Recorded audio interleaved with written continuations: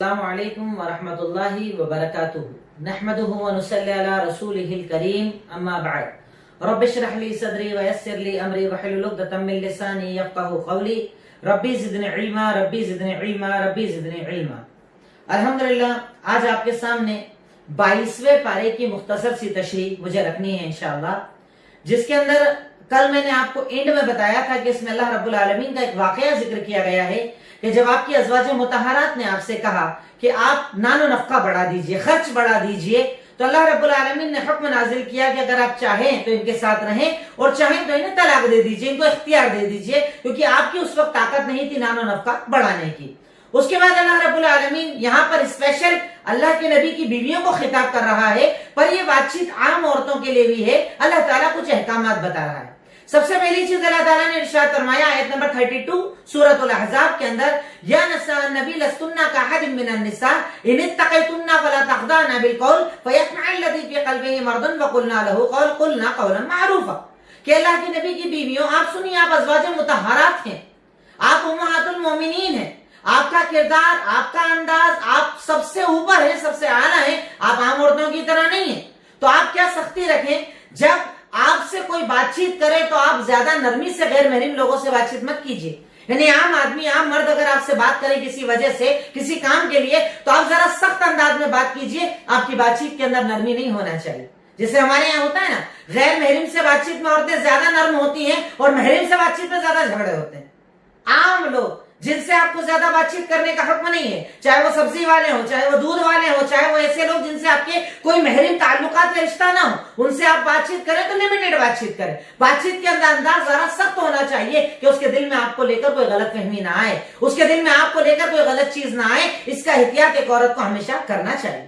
اس کے بعد ارشاد فرمایا وَقَرْنَا فِي بُيُوتِكُنَّ وَلَا تَبَرَّجْنَا تَبَرُّجَ الْجَاهِلِيَّةِ الْأُولَىٰ، اور آپ لوگ اپنے گھر کے اندر رہیے، اور اگر گھر سے نکلنا پڑے تو ویسے مت نکلیے جیسے جاہلیت میں نکلا جاتا تھا، یعنی بے پردہ ہو کر۔ پردے کا خیال رکھیے، پردے کا لحاظ رکھیے، اور اس کے بعد ارشاد فرمایا نمازیں قائم کیجیے، زکوٰۃ ادا کیجیے، اللہ اور اس کے رسول کی اطاعت کیجیے، کیونکہ اللہ تعالیٰ چاہتا ہے کہ اہل بیت سے گندگی اور برائی کو ختم کر دے۔ یعنی اس سے پتا چلا کہ اللہ کے نبی کی بیویاں ان کی اہل بیت ہیں۔ کئی لوگ اہل بیت میں بیویوں کو شامل نہیں کرتے، تعجب ہوتا ہے ان لوگوں پر۔ قرآن کی صاف صاف آیت جس میں اللہ تعالیٰ نے اہل کتاب اللہ کے نبی کی بیویوں کو، ازواج مطہرات کو، امہات المومنین کو کہا ہے، اللہ تعالیٰ کہتا ہے یہ اہل بیت ہیں، اہل بیت میں شامل ہیں، اہل بیت میں ان کا کردار۔ اس کے بعد اللہ تعالیٰ نے کہا کہ یہ لوگ گھر کے اندر زیادہ رہیں۔ اب اس کے بعد کچھ عورتوں نے کہا اللہ کے نبی سے کہ اللہ کے نبی صلی اللہ علیہ وسلم، قرآن میں اللہ تعالیٰ جب بھی بات کرتا ہے آدمیوں سے بات کرتا ہے، عورتوں کا ذکر نہیں آتا۔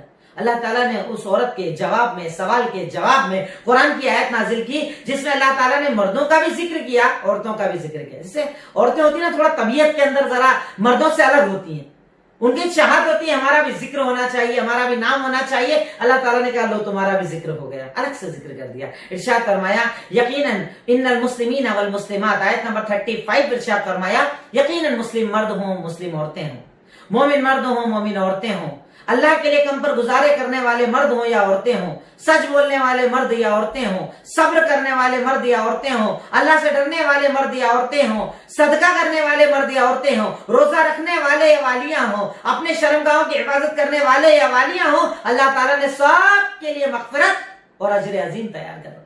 یعنی اللہ تعالیٰ نے یہاں پر اسپیشلی عورتوں کا ذکر کر دیا تاکہ یہ پتا چل جائے کہ مردوں کے برابر عورتیں ہیں اعمال کے اندر، مردوں کے برابر عورتیں ہیں ثواب کے اندر، مردوں کے برابر عورتیں ہیں جنت کے حصول کے اندر۔ ان کے درمیان کوئی اسلام کے اندر فرق نہیں ہے۔ اسلام میں مردوں اور عورتوں کو اکثر مقامات پر ایک جیسا حق اللہ تعالیٰ نے عطا کیا۔ اس کے آگے اللہ تعالیٰ نے ارشاد فرمایا وَمَا كَانَ لِمُؤْمِنٍ وَلَا مُؤْمِنَةٍ إِذَا قَضَى اللَّهُ وَرَسُولُهُ أَمْرًا۔ یہاں پر اللہ تعالیٰ ہمیں اتباع سنت کی ایک بڑی دلیل دے رہا ہے، اتباع سنت کا ایک بڑا طریقہ بتا رہا ہے کہ سن لیجئے، کسی مومن مرد اور کسی مومنہ عورت کے لیے جائز ہی نہیں ہے کہ اگر اللہ اور اس کے رسول اس کے مسئلے کا فیصلہ کر دیں تو اس کے بعد بھی وہ گلیاں تلاش کرے، اس کے بعد بھی اختیار ڈھونڈنے جائے، اس کے بعد بھی اپنے علاوہ کہیں اور فیصلہ کروانے جائے۔ اور سن لو، جو اللہ اور اس کے رسول کی نافرمانی کرے گا وہ کھلی ہوئی گمراہی کے اندر ہو جائے۔ یعنی یہاں اصول بتایا جا رہا ہے۔ ہم اپنی زندگیوں کو اٹھا کر دیکھیں، अपने मामलात को उठाकर देखें, अपने मामूलात को उठाकर देखें, क्या हमारे पास इस उसूल पर अमल पाया जाता है कि अगर हमारे पास ये कह दिया जाए साहब ये अल्लाह का हुक्म है, अल्लाह के नबी का फरमान, हम रुक जाते हैं, ठहर जाते हैं, सर झुकाते हैं? अगर हाँ तो अल्हम्दुलिल्लाह हम मोमिन हैं, और अगर ना तो हमें अपने ईमान का जायजा लेना चाहिए, अपने ईमान पर गौर करना चाहिए, अपने ईमान पर मेहनत करना चाहिए, क्योंकि अल्लाह की नजर में वो शख्स मोमिन है ही नहीं जो अल्लाह और उसके रसूल के फैसलों के आगे सर न झुका दे। जो बोल दे वो कबूल, जो बता दे वो हलाल, जो रोक दे वो हराम, हर चीज जो अल्लाह और उसके नबी ने बता दी, बात खत्म। उसके बाद अकल ना चले, मौलवी साहब ना चले, मुफ्ती साहब ना चले, हमारा और ये वो फला फला फला नहीं चले। जो अल्लाह ताला ने कह दिया बात खत्म, अल्लाह के नबी ने कह दिया बात खत्म, ये दीन है। उसके बाद अल्लाह ताला एक वाक्य का जिक्र करता है, जिससे मैंने कल आपको बताया था कि अल्लाह के नबी सल्लल्लाहु अलैहि वसल्लम ने एक बच्चे को पाला था जिनका नाम जैद था, जैद बिन हारसा, यानी उनके वालिद का नाम हारसा था। पर चूंकि अल्लाह के नबी ने उन्हें पाला तो मदीना के अंदर लोग उन्हें कहने लगे थे जैद बिन मोहम्मद, मोहम्मद का बेटा, मुंह बोला बेटा, जिसको पाल लिया जाए उसे बेटा। शरीयत ने कहा मुंह बोला रिश्ता इस्लाम में नहीं होता, बोल देने से कोई आपकी औलाद नहीं हो जाएगा, अहकामात खत्म नहीं हो जाएंगे। मामला ये होता है कि हजरत जैद का निकाह होता है ज़ैनब रज़ियल्लाहु ताला अन्हा के साथ, जो अल्लाह के नबी सल्लल्लाहु अलैहि वसल्लम की बाद में बीवी बनी। अब निकाह हो गया, अब ये अरब के खानदान की बड़ी लड़की जैद गुलाम, आपस में सेटिंग ना हो पाई, निभाव ना हो पाया, और अल्लाह ताला ने अल्लाह के नबी को वही करके ये बता दिया था कि हमने आपका निकाह ज़ैनब से करेंगे, ज़ैनब से होगा, आपको ज़ैनब को अपनी बीवी बनाना है। पर आप डर गए कि पूरा अरब इस चीज को मानता ही नहीं है। अरब के अंदर एक दस्तूर बना हुआ है, जिसको आपने बेटा बोल दिया और सगे बेटे के हुक्म में हो गया। जैसे सगे बेटे से अगर आपके बेटे की कोई बीवी यानी आपकी बहू है, ससुर निकाह नहीं कर सकता। पर यहां पर यह बताना मकसद था कि यह हुक्म सगी औलाद के लिए, मुंह बोले रिश्तों के लिए नहीं है। अब अल्लाह ताला ने हुक्म दिया कि जब जैद से हमने निकाह करा दिया, उनके मामलात पूरे हो गए, उसके बाद जैद से उनका तलाक हो गया, अब हमने आपका निकाह ज़ैनब से करवाया। अल्लाह के नबी को बड़ा टेंशन था, बड़ी फिक्र थी कि अगर मैं इससे शादी करूंगा अरब क्या कहेगा, मुआशरा क्या कहेगा। तब अल्लाह ताला ने कहा कि आपके, देखिए मैंने इससे पहले एक मर्तबा बताया सीरत की क्लास के अंदर कि अल्लाह के नबी के हर निकाह के पीछे कोई ना कोई मकसद था, वरना कोई जरूरत नहीं थी कि 9 और 10 आपके निकाह करवाए जाए। अल्लाह ताला के हर चीज के पीछे मकसद थी, बताना कि तलाकशुदा से निकाह हो सकता है, मुतल्लका से निकाह हो सकता है, बड़ी से हो सकता है, छोटी से हो सकता है, सरदार से हो सकता है, मुंह वाले रिश्तों में निकाह हो सकता है, ये बताना मकसद था। अल्लाह ताला कहता है कि हमने आपका निकाह, यानी जैद ने निकाह किया, जैद से तलाक हुआ, फिर हजरत ज़ैनब रज़ियल्लाहु ताला अन्हा आपकी बीवी और उम्महातुल मोमिनीन यानी हमारी मां बनी, वो इस वजह से। अल्लाह ताला कहता है कि बताना मकसद था। आयत नंबर 38 में अल्लाह ताला ने इरशाद फरमाया, ये बताना मकसद था कि अल्लाह ताला दुनिया को ये बता दे कि मुंह बोले रिश्तों से कोई रिश्ता नहीं बनता, बाप बाप की जगह रहेगा, आप किसी के बाप नहीं है। अल्लाह ताला ने उसके बाद इरशाद फरमाया, आगे अल्लाह ताला इरशाद फरमाता है, मा काना मुहम्मदुन अबा अहदिन मिन रिजालिकुम वलाकिन रसूलुल्लाहि व खातिमन नबिय्यीन, कि तुम लोग जैद को, जो अल्लाह के नबी का, जैद को कहते हैं ना कि अल्लाह के नबी इसके अब्बा हैं, सुन लो अल्लाह के नबी अब्बा नहीं है, कोई अब्बा नहीं, वो तो नबी है, वो तो रसूल है। मुंह बोले रिश्ते इस्लाम में नहीं चलते हैं। और उसके बाद कहा है लोगों तुम अल्लाह का जिक्र करो, बहुत ज्यादा जिक्र करो, सुबह शाम अल्लाह ताला का जिक्र करो। और उसके बाद अल्लाह रब्बुल आलमीन अल्लाह के नबी का मकाम बता रहा है। मसला क्लियर हो गया कि मुंह बोला अगर कोई आपका बेटा आपने किसी को बना लिया तो वो सगे बेटे के हुक्म में नहीं आएगा, अहकामात के अंदर सगा बेटा नहीं माना जाएगा, और उसके बाप की जगह बाप का ही नाम इस्तेमाल किया जाएगा। उसके बाद अल्लाह ताला अल्लाह के नबी का मकाम बता रहा है कि आपकी जिम्मेदारियां अल्लाह ताला ने क्या दी थी। आयत नंबर 45 में इरशाद फरमाया, या अय्युहन नबी, ए नबी सुनिए, इन्ना अरसलनाका शाहिदन व मुबश्शिरन व नज़ीरा व दाइयन इलल्लाहि बिइज़निहि व सिराजन मुनीरा। ए अल्लाह के नबी सल्लल्लाहु अलैहि वसल्लम सुनिए, हमने आपको गवाह बनाकर भेजा है, खुशखबरी देने वाला बनाकर भेजा है, डराने वाला बनाकर भेजा है, वदाइयन इलल्लाहि बिइज़निहि व सिराजन मुनीरा, और अल्लाह के दीन की तरफ दाई बनाकर भेजा है, और एक चमकदार, एक रोशन चिराग बनाकर भेजा है। ये आपकी जिम्मेदारियां बताई जा रही, आप गवाह हैं, आपको गवाही देना होगी कि मैंने हक पहुंचा दिया। अच्छे अमल करने वालों को आप जन्नत की खुशखबरी देते हैं, बुरे अमल करने वालों को आप जहन्नम से डराते हैं, अल्लाह के दीन की तरफ लोगों को बुलाते हैं। अल्लाह ताला इस आयत के अंदर आपको आपके फरीजे बता रहा है, आपको आपके काम बता रहा है। उसके बाद अल्लाह ताला ने कहा कि आपके लिए कुछ चीजें स्पेशल थी, आपको बीवियों की ज्यादा इजाजत थी, जबकि उम्मत को सिर्फ 4 शादी की हद से हद इजाजत है। अल्लाह ने उसका जिक्र किया। उसके बाद अल्लाह ताला एक वाकये का जिक्र करता है, हजरत ज़ैनब से आपका निकाह हुआ, निकाह के बाद आपने वलीमे की दावत रखी, सहाबा किराम को घर में खाने के लिए बुलाया। अब सहाबा किराम ने क्या किया, खाना खाने के बाद वहीं बैठ के बातचीत शुरू कर दी, लंबी मजलिस चल रही है। اب اللہ کے نبی کو پریشانی ہو رہی، چھوٹے چھوٹے گھر ہوتے تھے، چھوٹے چھوٹے کمرے ہوتے تھے، یہ اٹھ کر جائیں تو سیٹنگ کریں، واپس اپنے کمرے کو آرام کرنا ہے، لیٹنا ہے، بیٹھنا ہے، کچھ بھی کرنا ہے۔ اب وہ بیٹھ گئے لمبی بات کرتے کرتے، اور آپ ان کو بول نہیں پا رہے تھے، کیسے منع کروں، کیسے بولوں، کیسے ان سے یہ کہوں کہ نہیں نہیں آپ یہاں مت رہو، آپ چلے جاؤ، اٹھ کر چلے جاؤ، میں کیسے ان کو بولوں؟ اللہ تعالیٰ نے قرآن میں آیت نازل کر دی اور ہمیں یہ ادب بتایا کہ اگر آپ کسی کے گھر کھانا کھانے جاؤ تو کھانے کے وقت جاؤ، کھانا کھا لو، بہت زیادہ لمبی مجلس وہاں مت لگاؤ، اجازت دے کر وہاں سے آ جاؤ کہ کہیں ایسا نہ ہو گھر والے تکلیف کے اندر آ جائیں اور آپ کو بتا بھی نہ پائیں، اگر ایسا عمل ہوگا تو آپ اس سے گنہگار ہو جائیں گے۔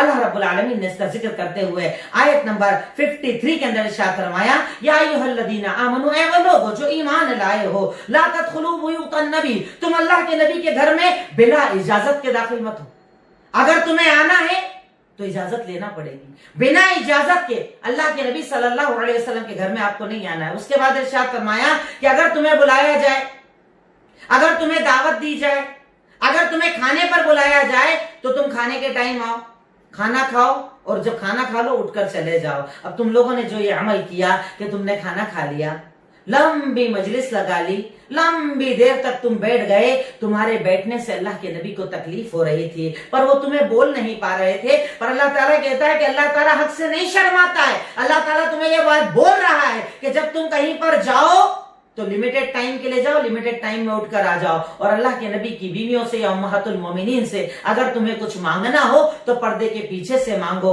ان کے بارے میں سوچو، ان کی عزت اور ان کا مقام اللہ رب العالمین نے ان آیتوں کے اندر بتایا۔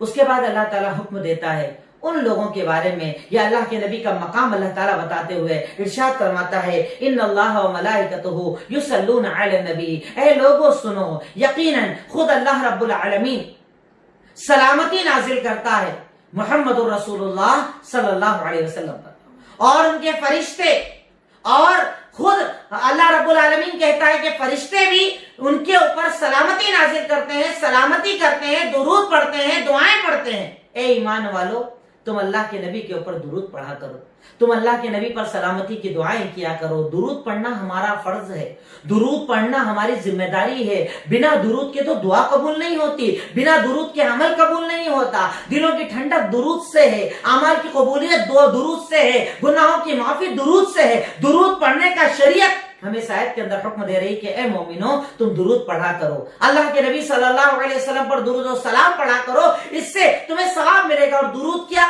سلامتی کی دعا کیا؟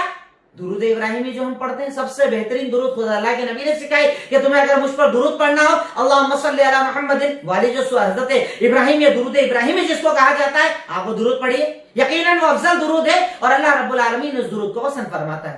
اس کے بعد اللہ رب العالمین حکم دیتا ہے، والذین یؤذون المؤمنین والمؤمنات بغیر ما اکتسبوا فقد احتملوا بہتانا واثما مبینا، یقیناً وہ لوگ جو مومن مردوں کو، مومن عورتوں کو تکلیف دیتے ہیں، ان پر الزام تراشیاں کرتے ہیں، لوگوں پر چھینٹیں اڑاتے ہیں، لوگوں کی عزتوں سے کھیلتے ہیں، لوگوں کے ساتھ برا سلوک کرتے ہیں، اس کی عزت کو اچھال دیا، اس کے نام کو اچھال دیا، اس کی عزت کو اچھال دیا، اس کے بارے میں برا بول دیا، اگر تم میں سے کوئی ایسا عمل کرتا ہے تو وہ بہتان تراشی کرتا ہے، اور اللہ رب العالمین کی نظر میں وہ بہت بڑا گناہ ہے۔ اگر اس میں گناہ ہے اور تم بیان کر رہے ہو، یہ غیبت، اگر نہیں ہے اور بتا رہے ہو، یہ بہتان تراشی ہے، اور دونوں صورت میں اللہ رب العالمین اس کا سخت عذاب تم لوگوں کو دے گا، کیونکہ اللہ رب العالمین ایسے لوگوں کو پسند نہیں فرماتا ہے، اللہ رب العالمین ایسے لوگوں کو پسند نہیں کرتا ہے۔ اس لیے اعمال کے معاملے میں انسان غور کرے، سوچے کہ میں کیا بول رہا ہوں، کیا بات کر رہا ہوں، کس کے بارے میں بات کر رہا ہوں۔ انسان کو یہ بات ہمیشہ سوچنا چاہیے۔ اس کے بعد اللہ رب العالمین نے منافقین کا تذکرہ کیا۔ منافقین کے تذکرے کے بعد اللہ رب العالمین جہنم کا تذکرہ کرتا ہے کہ وہ لوگ جہنمیوں کو جب جہنم کے اندر ڈالا جائے گا، اللہ رب العالمین جہنمیوں کو جہنم کے اندر ڈالے گا، تو اللہ رب العالمین ارشاد فرماتا ہے، یوم تقلب وجوہہم فی النار، کہ جب انہیں منہ کے بل گھسیٹ کر جہنم کے اندر ڈالا جائے گا، جہنمیوں کو جہنم کے اندر ڈالا جائے گا، انہیں عذاب دیا جائے گا، انہیں جہنم کا عذاب دیا جائے گا، تو وہ کیا کہیں گے اس دن؟ عذر کیا پیش کریں گے؟ اللہ تعالیٰ عذر پیش کر رہا ہے۔ وہ لوگ کہیں گے یا لیتنا اطعنا اللہ و اطعنا الرسول، کاش کہ ہم نے اللہ کی اطاعت کی ہوتی، اللہ کے نبی کی اطاعت کی ہوتی، یعنی ہم نے صحیح دین کو مانا ہوتا، ہم نے قرآن کو مانا ہوتا، ہم نے احادیث کو مانا ہوتا، جو دین سچائی کے ساتھ ہمارے پاس آیا تھا، جو تعلیمات سچائی سے ہمارے پاس آئی تھی، کاش ہم نے اس کو مانا ہوگا۔ پر یہ کاش کوئی فائدہ نہ دے گا، یہ کاش اس دن فائدہ نہیں دے گا۔ ابھی عقل ہے، شعور ہے، زندگی ہے، عمر ہے، زندہ ہو، ابھی سوچ لو، ورنہ اس دن کاش کاش کرو گے تو فائدہ حاصل نہیں ہوگا۔ سوچو، ابھی عمل کرو، حدیث آئے فوراً سر جھکا دو، قرآن آئے فوراً سر جھکا دو، یہ ایک مومن کی زندگی ہونا چاہیے۔ ورنہ اس دن پکارو گے کاش کاش کاش، اور اس دن پتہ ہے ظالم کیا کہیں گے؟ وقالو، اور وہ اس دن کہیں گے، آیت نمبر 66-67 میں اللہ نے ارشاد فرمایا سورہ احزاب کے اندر کہ وہ اس دن کہیں گے ربنا آتیہم، وہ کہیں گے وقالو ربنا انا اطعنا سادتنا وکبرانا فاضلونا السبیل، اے اللہ ہم نے تو اپنے بڑے ہمارے بزرگ، ہمارے پہنچے ہوئے، ان کی پرواہ برداری کی، ہم ان کی بات مانا کرتے تھے، ہم ان کی بتائی زندگی جیا کرتے تھے، اللہ تو انہیں ڈبل عذاب دے، انہوں نے ہم کو بھٹکایا ہے۔ یعنی جو بھٹکانے والا ہے اس کے لیے بھی کریں گے، پر اگر ایسے کہ جن کے نام پر لوگ بھٹک رہے، انہوں نے تو بولا نہیں ایسا کرنا، انہوں نے بولا نہیں شرک کرنا، انہوں نے بولا نہیں کفر کرنا، تو وہ کہیں گے اللہ انہیں ڈبل عذاب دے، کیونکہ ہم نے تو بولا بھی نہیں تھا کہ ہماری فرما برداری کرو۔ کیوں؟ آپ کبھی غور کرتے ہیں امام ابو حنیفہ رحمۃ اللہ علیہ نے کیوں کہا کہ اگر کوئی میری بات قرآن و حدیث کے خلاف لگے دیوار پر مار دینا؟ امام مالک نے کہا میری بات قبول مت کرنا، امام احمد بن حنبل نے کہا میری بات قبول مت کرنا۔ ہمارے بڑے ائمہ کیوں یہ جملہ کہہ کر گئے؟ اس لیے کہ جب بھی قرآن حدیث تمہارے سامنے آئے سر جھکا دینا، یہی ایک مومن کی زندگی ہوتی ہے، یہی ایک مومن کا طریقہ ہوتا ہے، یہی مومن کی زندگی کا اصول اور ضابطہ ہوتا ہے۔ اللہ رب العالمین نے یہ اصول ہمیں قرآن سورہ احزاب کے اندر بتایا۔ اس کے بعد سورہ سبا، سورہ سبا کی ابتدا میں اللہ تعالیٰ ارشاد فرماتا ہے آیت نمبر 3 کے اندر وَقَالَ الَّذِينَ كَفَرُوا لَا تَأْتِينَا السَّاعَةُ، کہ وہ انہیں اللہ کے جب نبی بھیجے جاتے اور نبی کہتے اگر تم یہ عمل کرو گے تو ٹھیک، نہیں کرو گے اللہ کا عذاب آئے گا، یہ آئے گا، یہ آئے گا، یہ آئے گا، تو اللہ یعنی آرگیومنٹ کرتے تھے، کیا بولتے تھے؟ لے کر عذاب لا کر دکھاؤ، کب آئے گا عذاب لا کر دکھاؤ۔ اللہ تعالیٰ کہتا ہے بلا ورب لتأتینکم عالم الغیب، یاد رکھو وہ عالم الغیب تم پر عذاب لے کر آئے گا، لا يعزب عنہ مثقال ذرۃ فی السماوات ولا فی الارض۔ سن لو، پورے آسمان کے اندر، پوری زمین کے اندر کوئی چیز اللہ سے چھپی ہوئی نہیں، ذرے کے برابر کوئی چیز ایسی نہیں جو اللہ کے علم سے چھپی ہوئی ہے، ہر چیز اللہ کے علم میں ہے، اور ہر چیز کو اللہ رب العالمین جاننے والا ہے، اللہ سے کچھ بھی چھپا ہوا نہیں ہے، اللہ ہر چیز کا علم رکھنے والا ہے۔ اور اس کے بعد فرمایا نہ چھوٹا نہ بڑا، ہر چیز کو اللہ تعالیٰ جانتا ہے۔ یعنی یہاں پر اللہ رب العالمین اپنی خلقت، اپنی طاقت، اپنی قدرت ہم لوگوں کو بتا رہا ہے۔ اس کے بعد اللہ تعالیٰ نے جیسا میں نے آپ کو کل بتایا کہ قوم سبا یہ وہی قوم ہے جو بلقیس جس کا میں نے ذکر کیا، حضرت سلیمان پر جو ایمان لائی تھی، اسی قوم کا تذکرہ اللہ تعالیٰ نے سورت کے اندر کیا۔ اس لیے سورہ کو سورہ سبا کہا جاتا ہے۔ یمن کے ایریا کے اندر یہ لوگ رہا کرتے تھے، صد معرب جگہ ہے، وہاں پر یہ لوگ رہا کرتے تھے۔ اللہ رب العالمین وہ واقعہ جو میں نے آپ کو بتایا تھا نا، آج وہ واقعہ یہاں پر آ رہا ہے آیت نمبر 13 اور 14 کے اندر کہ حضرت سلیمان علیہ السلام کے حکم سے جنات کام کرتے تھے۔ اب آپ اسے لکڑی لگا کر کھڑے ہو گئے، محل بنا رہے ہیں، کام کر رہے ہیں، دن ہو گیا کام کر رہے ہیں، رات ہو گئی کام کر رہے ہیں، اب سمجھ میں نہیں آ رہا، حضرت سلیمان دیکھ رہے ہیں ڈر کے مارے کام کرنا پڑ رہا ہے۔ ان کا انتقال اسی حالت میں کھڑے ہو گیا تھا۔ اللہ تعالیٰ کہتا ہے کہ ان کی لکڑی کے اوپر میں نے ایک جانور، ایک کیڑے کو لگایا، کیڑا جو لکڑی کو کھا جاتا ہے، دیمک وغیرہ جیسی ایک کیڑا ہوتا ہے، اس نے لکڑی کو کھایا۔ جب لکڑی گل گئی، حضرت سلیمان علیہ السلام نیچے زمین پر آ گئے، تب جنات کو پتا چلا کہ ارے ان کا تو انتقال ہو گیا، اور اپن ڈر کے مارے کام کرے چلے جا رہے۔ اللہ تعالیٰ یہاں پر ذکر کرتا ہے کہ جنات بھی غیب نہیں جانتے، جنات بھی غیب نہیں جانتے۔ اللہ تعالیٰ کہتا ہے آیت نمبر 14 کے اندر سورہ سبا میں فَلَمَّا قَضَيْنَا عَلَيْهِ الْمَوْتِ، یہ واقعہ میں آپ کو بتا چکا ہوں، ٹھیک ہے۔ جب ہم نے ان پر موت کا فیصلہ کر دیا تو ان کی موت کے بارے میں کیڑے نے بتایا جس نے ان کی لکڑی کو کھا لیا۔ جب وہ نیچے گر گئے تو جنوں نے کہا کاش کہ ہمیں غیب پتا ہوتا تو ہم اس عذاب کے اندر باقی نہ رہتے۔ شرمندہ کرنے والا عذاب، ایسا کہ کسی کا انتقال ہو گیا اور اسی سے ڈرنے جا رہے ہیں۔ پتا ہونا چاہیے تھا نا، ہمیں معلوم نہیں تھا کہ ان کا انتقال ہو گیا۔ اگر انتقال پتا چل جاتا تو ہم اس عذاب کے اندر باقی نہ رہتے، بلکہ ہم عذاب سے نجات پا جاتے۔ اس چیز کا تذکرہ اللہ رب العالمین نے سورہ سبا کے اندر کیا۔ اس کے بعد سورہ سبا میں اللہ تعالیٰ ذکر کرتا ہے کیسے اللہ تعالیٰ نے انہیں نعمتیں دی تھی، جنتوں کی طرح ان کے لیے نعمتیں اللہ رب العالمین نے بنائی تھی۔ پھر ان لوگوں نے اللہ تعالیٰ کی ناشکری کی، تمام چیزوں کا اللہ تعالیٰ نے ذکر کیا۔ اس کے بعد اللہ تعالیٰ سورہ سبا آیت نمبر 22 کے اندر ان کے شرک کا ذکر کرتا ہے اور ارشاد فرمایا قُلِ ادْعُوا الَّذِينَ زَعَمْتُم مِّن دُونِ اللَّهِ، کہہ دیجئے کہ جن کو تم اللہ کے سوا پکارتے ہو، یعنی تم پکارتے ہو، اللہ نے تم کو کوئی پاور نہیں دیا، تم پکارتے ہو، تم جنہیں پکارتے ہو اللہ کو چھوڑ کر جاؤ انہیں بلاؤ، اور بلانے کے بعد کیا کرو؟ انہیں بولو کیا مالک ہے، کس چیز کے وہ مالک ہے؟ تو اللہ تعالیٰ کہتا ہے مثقال ذرۃ، ذرے کے برابر، نہ آسمان میں ان کی کوئی ملکیت میں چیز ہے، نہ زمین میں ان کے پاس کوئی چیز ہے، ان کی کوئی اوقات اور حیثیت نہیں ہے، جن کو تم شریک کرتے ان کی حیثیت نہیں ہے، اور نہ ان کا سپورٹ کرنے والوں کی کوئی حیثیت ہے، وہ کچھ نہیں جانتے، ان کے اختیار کے اندر کچھ بھی نہیں ہے۔ پھر اس کے بعد اللہ رب العالمین سورہ سبا آیت نمبر 28 کے اندر اپنے نبی کا ایک اور مقام، ایک اور یعنی جو آپ کو اسپیشلٹی اللہ تعالیٰ نے دی تھی وہ بتایا۔ جیسے پیچھے میں نے آپ کے سامنے نبیوں کا تذکرہ کیا، کتنے نبیوں کا ذکر کیا؟ اب ایک ہی وقت میں حضرت ابراہیم اور لوط دونوں نبی تھے، موسیٰ اور ہارون دونوں نبی تھے، کئی وقت ایسے گزرے کہ دنیا میں ایک ہی وقت میں کئی نبی ہوتے، پر الگ الگ ملک کے الگ الگ نبی۔ جیسے مثال کے طور پر ہندوستان اس وقت کا جو علاقہ ہوگا وہاں کے نبی الگ، آگے کے الگ، ادھر کے الگ، ادھر کے الگ، پر یہ صرف آپ کے اور میرے نبی کی خاصیت تھی کہ آپ کو جب اللہ تعالیٰ نے نبی بنایا تو آپ کو اللہ تعالیٰ نے یہ معجزہ دیا کہ آپ کو ساری کائنات کے لیے نبی بنا کر بھیجا گیا۔ انسان تو انسان، جنوں کے بھی آپ نبی تھے، اور اب آپ کے بعد اللہ تعالیٰ نے قیامت تک کے لیے نبوت کا سلسلہ بند کر دیا، یعنی قیامت تک جو بھی اس دنیا کے اندر پیدا ہوگا اگر اسے نبوت کا اقرار کرنا ہے تو وہ ایک نبوت ہے، محمد الرسول اللہ صلی اللہ علیہ وسلم کی نبوت۔ لوگ ہمارے یہاں کئی بار کہتے ہیں ارے اتنے بڑے، ان کو نہیں پتا کیا، ہم تو ان کی سن رہے ہیں، ہم تو ان کی سن رہے ہیں۔ میں کہتا ہوں کہ آپ حدیث نہیں پڑھتے۔ ارے اللہ تعالیٰ نے آپ کے اور میرے نبی کو وہ مقام دیا کہ ارشاد فرمایا کہ لو کان موسیٰ حیا ما وسعہ الا اتباعی، کہ اگر میرے بعد حضرت موسیٰ علیہ السلام کو بھی دنیا کے اندر بھیج دیا جائے تو وہ بھی میری پیروی کریں گے۔ اور سنو، اگر میرے بعد موسیٰ ہیں تم مجھے چھوڑ کر ان کی پیروی کر لو، لَظَلَلْتُمْ عَنْ سَوَاءِ السَّبِيلِ، تم سیدھے راستے سے بھٹک جاؤ گے، گمراہ ہو جاؤ گے۔ یعنی میرے بات تو نبی کی بھی نہیں چلے گی، اللہ کے نبی نے بتایا، آپ کے سامنے نبی کی نہیں چلے گی تو کسی اور کی چلے گی؟ نہیں چلے گی۔ اللہ تعالیٰ کہتا ہے اس آیت کے اندر ارشاد فرمایا وَمَا أَرْسَلْنَاكَ إِلَّا كَافَّةً لِلنَّاسِ بَشِيرًا وَنَذِيرًا، کہ یقیناً اے محمد رسول اللہ صلی اللہ علیہ وسلم ہم نے آپ کو ساری کائنات کے لیے بشیر اور نذیر بنا کر بھیجا۔ بشیر مطلب خوشخبری دینے والا جنت کی، نذیر مطلب ڈرانے والا جہنم سے۔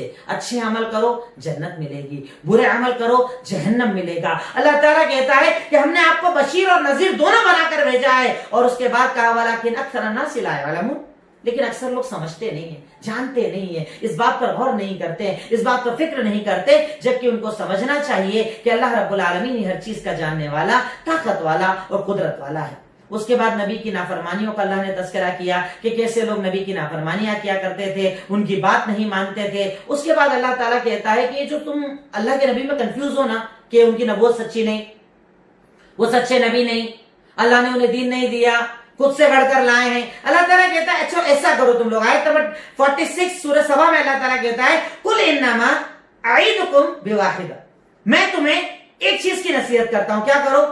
تم دو یا ایک ہو کر پہلے کھڑے ہو جاؤ، غور کرو پہلے 40 سالوں تمہارے اندر رحم کا کردار کیسا تھا، کیریکٹر کیسا تھا، کیا کرتے تھے کیا نہیں کرتے تھے، یہ تھے وہ تھے وہ تھے وہ تھے وہ تھے، سارا غور کر لو، اور اس کے بعد بتاؤ ثم تتفکروا ما بصاحبکم من جن، اس کے بعد غور کر کے بتاؤ تم کو لگتا ہے کہ حضرت محمد صلی اللہ علیہ وسلم مجنون ہے، جادوگر ہے، پاگل ہے، دیوانے ہیں؟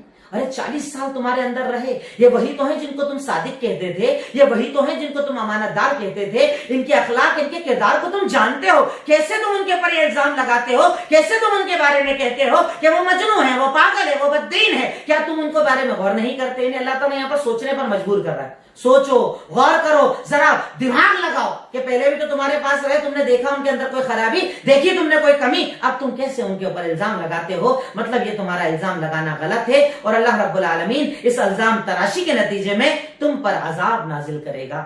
اس کے بعد سورہ فاطر، فاطر مطلب فاڑنے والا، کھولنے والا، فطرہ۔ اللہ تعالیٰ کہتا ہے اس نے پہلی مرتبہ آسمانوں کو کھولا، زمینوں کو بنایا، پہلی مرتبہ تخلیق کرنے والا ہے، کیونکہ اللہ تعالیٰ نے سورت کے اندر تخلیقات کا ذکر کیا، بہت ساری اپنی قدرتوں کا ذکر کیا ہے۔ اللہ تعالیٰ اس کے اندر اپنی قدرت بتاتے ہوئے آیت نمبر 9 کے اندر ارشاد فرماتا ہے واللہ الذی ارسل الریاح، وہی تو اللہ تعالیٰ کی ذات ہے جو بادلوں کو بھیجتا ہے، بادل پانی کو لے کر آتے ہیں، پھر اللہ تعالیٰ کہتا ہے جہاں اللہ چاہتا ہے نا اس زمین پر وہ بارش برساتے ہیں. اور دیکھیے بارش تو کیسی قدرت ہے اللہ کی. آپ نے کئی بار دیکھا ہے ایک شہر میں، ایک گاؤں میں، ایک علاقے میں، ایک محلے میں آدھی جگہ بارش، آدھی جگہ بارش نہیں. ہندوستان کے اندر آدھی جگہ بارش، آدھی جگہ نہیں. کہیں سوکھا پڑ رہا ہے، کہیں باڑھ آ رہی ہے. اللہ کہتا ہے یہ میری قدرت ہے، یہ میرا نظام ہے، یہ میرا سسٹم ہے.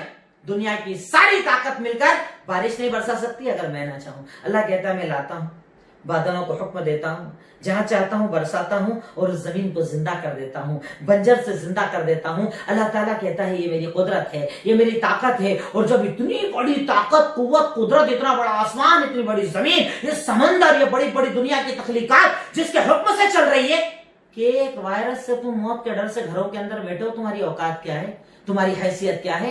ڈر گئے، موت کا خوف لگا، ساری دنیا بند ہو گئی. اللہ کہتا ہے اتنی بڑی خلقت اور طاقت کو چلانے والا کون؟ اللہ رب العالمین. تو اس کے بعد اللہ تعالیٰ کہتا ہے کہ جب اللہ ہی ہر چیز کی طاقت رکھنے والا، من کان یرید العزہ فللہ العزۃ جمیعا. یہ اصول یاد رکھ لینا، یہ اصول ہے. آیت نمبر 10 سورہ فاطر کے اندر اللہ رب العالمین مسلمانوں کو، ہم لوگوں کو ایک اصول بتا رہا ہے کہ یاد رکھنا عزت صرف اللہ کے ہاتھ میں، وہی عزت کا دینے والا ہے. لگا دینے دو میڈیا کو پوری طاقت، بک جانے دو گودی میڈیا کو، بتانے دو مسلمانوں کے خلاف نیوز، پر ایک بات یاد رکھو گے عزت کا دینے والا کون؟ اللہ. ساری دنیا اگر ذلیل کرنے پر آ جائے اور تم اپنے عمل کو اچھا بنا لو، اپنے آپ کو بہتر بنا لو، اپنے کردار کریکٹر کو بہتر بنا لو، اپنے آپ کو تعلیم اور خدمت میں آگے بڑھا دو، انشاءاللہ یہ ساری دنیا ایک طرف، اللہ تمہیں عزت دے. کیونکہ اللہ تعالیٰ کہتا ہے من کان یرید العزہ، اگر تم میں سے کوئی عزت چاہتا ہے فإن فللہ العزۃ جمیعا، کہ اس کائنات میں جتنی بھی عزت ہے وہ سب اللہ کے اختیار میں ہے. وَتُعِزُّ مَن تَشَاءُ وَتُذِلُّ مَن تَشَاءُ، تو جسے چاہتا ہے عزت دیتا ہے اور جسے چاہتا ہے ذلیل کرتا ہے. کفار مکہ نے کہا کہ مسلمانوں کو ذلیل کریں گے، محمد الرسول اللہ کو ذلیل کریں گے، مار کر آ جائیں گے، ختم کر کے آ جائیں گے. اللہ دینے پر آیا تو محمد الرسول اللہ کی عزت باقی ہے اور ابو جہل ختم ہو گیا. موسیٰ کو مٹانے آئے، فرعون ختم ہو گیا، نمرود ختم ہو گیا، شداد ختم ہو گیا، ساری طاقتیں ختم ہو گئی. باقی رہے وہ جن کو اللہ عزت دینا چاہتا ہے. اللہ کی عزت پر یقین رکھو، وہی عزت کا دینے والا ہے. اس کے بعد اللہ تعالیٰ پھر اپنی قدرت بتاتا ہے کہ وہی تو اللہ تعالیٰ ہے جو دن سے رات کو نکالتا ہے، رات سے دن کو نکالتا ہے، سورج چاند کو اس کے مدار پر، اس کے فکس جگہ پر چلاتا ہے، اس کے سیٹنگ کو بنانے والا اللہ. اس کے بعد کہتا ہے تم جن کو پکارتے ہو نا اللہ کو چھوڑ کر، اللہ کہتا ہے میں نے تو آسمان بنایا، زمین بنائی، خلقت بنائی، پانی بنایا، بارش بنائی، سمندر بنایا، پہاڑ بنائے، یہ وہ ساری نعمتیں میری ہے. اب تم جن کو پکارتے ہو نا، بتاؤ کیا وہ کھجور کے اوپر جو چھلکا ہوتا ہے نا وہ بھی پیدا کرنے کی طاقت رکھتے ہیں؟ اللہ اکبر. اللہ تعالیٰ کے کلام میں کیا اعجاز ہے کہ اللہ تعالیٰ نے جملہ کیا استعمال کیا. اللہ نے بولا نہیں کھجور بنا کے دکھاؤ، گٹلی بنا کر دکھاؤ. آپ کھجور ابھی کھا رہے ہیں، رمضان کا سیزن ہے، کھجور کی گٹلی کے اوپر ہلکی سی جھلی بنی ہوئی ہوتی ہے، باریک سی جھلی، لیئر بنی ہوئی ہوتی ہے. اللہ تعالیٰ کہہ رہا ہے جن کو تم پکارتے ہو نا، لیئر بنانے کی بھی اوقات نہیں ہوگی، طاقت نہیں ہے، خود کے لیے کچھ نہیں کر سکتے، تمہارے لیے کیا کریں گے؟ قطمیر کا لفظ استعمال کیا کہ وہ بھی بنانے کی ان کی طاقت نہیں. مطلب عبادت کے لائق ذات صرف اللہ کی ہے، وہی عطا کرنے والا اور وہی دینے والا ہے. اسی آیت کی اگلی آیت نمبر 15 سورہ فاطر کے اندر اللہ تعالیٰ یہ بھی بتاتا ہے کہ یا ایھا الناس، یہ اصول ہے، ہم یاد رکھیں انشاءاللہ کہ یا ایھا الناس، اے لوگوں، انتم الفقراء الی اللہ، تم سب اللہ کے فقیر ہو. اس کائنات میں اگر کوئی بے نیاز ذات ہے، قابل تعریف ذات ہے، ایسی ذات جس کی تعریف کی جائے، جو بے نیاز ہے، جو کسی کا محتاج نہیں ہے، وہ صرف اللہ رب العالمین. تم تو فقیر ہو، محتاج ہو. تو اب کیا کریں ہم لوگ؟ بھائی جب ہم فقیر ہیں تو ہم کیا کریں گے؟ اپنی فقیری کا اظہار کریں گے. اللہ تیرے آگے جھکتا ہوں، اللہ تجھ سے مانگتا ہوں، ہاتھ تیرے آگے اٹھاتا ہوں، سر تیرے آگے جھکاتا ہوں. دینے والا تو، عطا کرنے والا تو، سننے والا تو، جاننے والا تو، ساری طاقت قدرت تیری. اللہ کے سامنے اپنی ساری کمزوری بتا دو، ساری کمزوری بتا دو، اپنے آپ کو بالکل حاضر کر دو کہ اللہ اب تو میں آ گیا ہوں، سن لینا، مان لینا، دے دینا، عطا کر دینا، تو یہ سب کچھ کرنے والا، میری کوئی اوقات اور حیثیت نہیں. اللہ تعالیٰ کہتا ہے میں ایسے مومنوں کو عطا کرتا ہوں جو اپنی فقیری کو یاد رکھتے ہیں، اپنی کمزوری کو یاد رکھتے ہیں. اور اس کے بعد اللہ تعالیٰ نے کہا کہ وَلَا تَزِرُ وَازِرَةٌ وِزْرَ أُخْرَىٰ. ایک بات یاد رکھنا کہ قیامت کے دن کوئی کسی کا گناہ نہیں اٹھائے گا، کوئی کسی کی خطا نہیں اٹھائے گا. تیرا گناہ تجھ پر ڈالا جائے گا، دوسرے کا گناہ دوسرے پر ڈالا جائے گا. اللہ تعالیٰ کسی کا گناہ کسی اور پر نہیں ڈالتا. سورہ فاطر کو آپ پڑھیے گا، اس میں اللہ رب العالمین نے اپنی قدرتوں کا تذکرہ کیا ہے، اپنی طاقتوں کا تذکرہ کیا ہے، آسمان کا بنانا، زمین کا پھیلانا، پہاڑوں کا لگانا، شرک کا ذکر کیا ہے کہ شرک بڑا گناہ ہے، اللہ تعالیٰ شرک کو نہیں پسند کرتا ہے، اللہ تعالیٰ تکبر کو پسند نہیں کرتا ہے، اللہ رب العالمین کو یہ سارے اعمال پسند نہیں ہیں۔ اس کے بعد اخیر میں آج کے پارے کے اینڈ میں سورہ یاسین، سورہ یاسین کے اندر اللہ رب العالمین ابتدا کے اندر قرآن کی عظمت بتاتا ہے، یاسین والقرآن الحکیم۔ یاسین کے بعد اللہ تعالیٰ کہتا ہے کہ قرآن وہ جو حکمت والی کتاب ہے، یقیناً یہ مرسل نبیوں کے اوپر نازل کی ہوئی کتاب ہے، اللہ تعالیٰ نے اللہ کے نبی پر نازل کیا ہے۔ اللہ تعالیٰ قرآن کی فضیلت بتاتا ہے، اس کے بعد یہ بتاتا ہے کہ رحمان کے جو بندے ہوتے ہیں جو غیب میں اس سے ڈرتے ہیں، آپ انہیں بشارت دے دیجئے کہ اللہ رب العالمین انہیں جنت الفردوس میں جگہ دے گا۔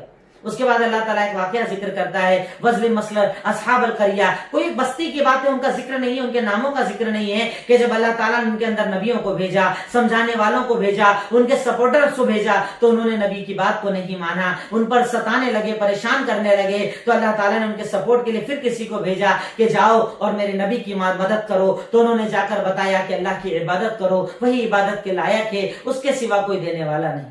اب قرآن کی آیتوں پر غور کر رہے ہیں جو میں بتا رہا ہوں، ترجمے پر غور کر رہے ہیں جو میں بتا رہا ہوں، کتنی مرتبہ اللہ تعالیٰ سیم باتیں ریپیٹ کر رہا ہے، آسمان بنایا، آسمان بنایا، آسمان بنایا، شرک مت کرو، شرک مت کرو، توحید پر آؤ، اللہ ایک، اللہ ایک، کہیں موسیٰ، کہیں عیسیٰ، کہیں ابراہیم، کہیں نوح، کہیں لوط، بار بار سیم چیزیں اللہ تعالیٰ ریپیٹ اس لیے کر رہا ہے کہ سمجھ میں اچھے سے آ جائے۔ جیسے آپ کو جب کسی کو کوئی بات بتانا ہو تو آپ بار بار ریپیٹ کرتے ہو نا، لکھا، میں یہ بول رہا ہوں، لکھا، ریپیٹ کیا جاتا ہے۔ اللہ تعالیٰ یعنی اللہ رب العالمین ایک استاد کی طرح ہم چاہتا ہے کہ ہم لوگ ریپیٹ کریں، ریپیٹ کریں، ریپیٹ کریں، اتنی بار پڑھ لیں کہ پوری آیتیں ہمارے دماغ کے اندر بیٹھ جائے، سمجھ میں آ جائے، عمل کرنا ہمارے لیے آسان ہو جائے، کیونکہ قرآن عمل کرنے والی کتاب ہے۔ اب سوچئے نا کہ ڈاکٹرز کے پاس آپ گئے، اس نے دوائی لکھی اور دوائی آپ کو لکھ کے دے دے چائنیز کے اندر، فائدہ ہوگا؟ کوئی فائدہ نہیں۔ اللہ تعالیٰ کہہ رہا ہے کہ میں نے قرآن تیرے لیے اتارا ہے، اب اگر تجھے ہی سمجھ میں نہیں آئے تو اس قرآن کا فائدہ کیا؟ جیسے ہمارے یہاں لوگ بولتے ہیں قرآن سمجھ میں نہیں آئے گا، بھٹک جاؤ گے ڈائریکٹ پڑھو گے تو۔ ارے قرآن سمجھنے کے لیے تو نازل کیا ہے، قرآن تدبر کے لیے تو نازل کیا ہے، قرآن غور کرنے کے لیے تو نازل کیا ہے، اس لیے خوب غور کرو، خوب پڑھو، خوب دل لگاؤ۔ کچھ دن صرف ہمارے ہاتھ میں بچے، کچھ دن، پتہ نہیں اگلا سال ملے نہ ملے، رمضان ملے نہ ملے، یہ عبادتوں کا موقع ملے نہ ملے، جی بھر لگا دو، محنت لگا دو، طاقت لگا دو، قوت لگا دو، انشاءاللہ اللہ تعالیٰ آپ کو اس کا بہترین بدلہ دے گا۔ اور اس ناچیز کو، اس حقیر کو اپنی ہر دعا کے اندر یاد رکھو کہ اللہ رب العالمین میرے بھی جو عمل میں آپ لوگوں کے لیے، اللہ کی رضا کے لیے جو آپ لوگوں تک یہ دین کی باتیں پہنچا رہا ہوں، اللہ تعالیٰ میرے کہنے کو قبول فرما لے، میرے پہنچانے کو قبول فرما لے، اور ہم تمام کے اللہ تعالیٰ مغفرت فرما دے۔ وآخر دعوانا الحمدللہ رب العالمین۔ السلام علیکم ورحمۃ اللہ وبرکاتہ۔